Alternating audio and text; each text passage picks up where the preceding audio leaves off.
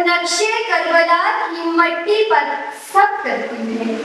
कूफा जहां हक की आवाज को दबाने के लिए जब्र की हर मुमकिन दीवार उठाएगी।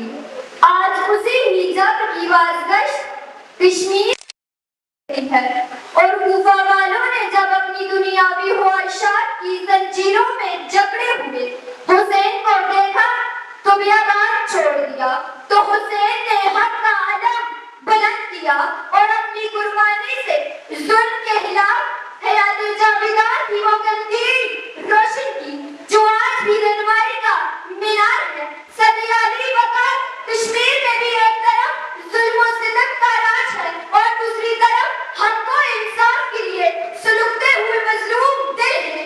उस वादी को भी एक ऐसे रहनुमा की जरूरत है जो हुसैनी असूलों का मुजस्सिम हो, जिसकी इस्तिकामत हुसैन की तरह नाकाबिले शिकस्त हो, जो जुल्म के पहाड़ों को हुसैनी तलवार के साथ चीरकर हक का अलम बुलंद करे कि सदियाली वक़्त कूफा की गलियों में सदा भी पुरानी थी। जुल्म के अंधेरों में हुसैन की कहानी थी। कश्मीर की वादी भी हुसैनी सदा जाती है।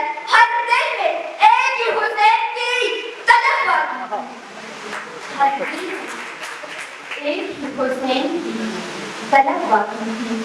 सदियाली वक़्त जिनकी शिक्षत में कूफा की मट्टी का असर हो, वो हुसैनी साहिबान से महरूम रहा करते हैं। पिछले 76 बरसों से कूफी किरदार और दोगी पॉलिसियों की शक्ल में जाहिर करते आए हैं।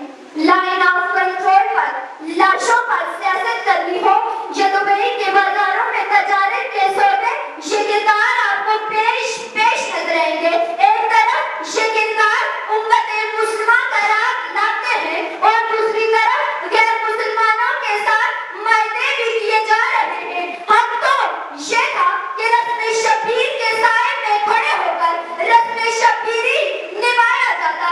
इन कूफी मिजाज से को ये बताया जाता, आजादी और तब्दीली लंबी चौड़ी स्क्रीनों के सामने सोफों पर बैठकर नहीं मिलती, बल्कि हुसैन की तरफ सजदे में सर कटाने से मिलती है।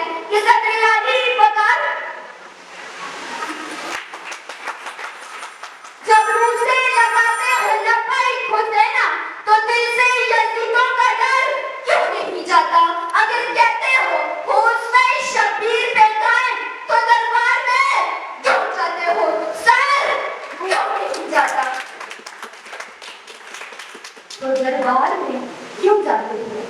सर क्यों नहीं जाता? आज सबकी समातों का बेहद शुक्रिया।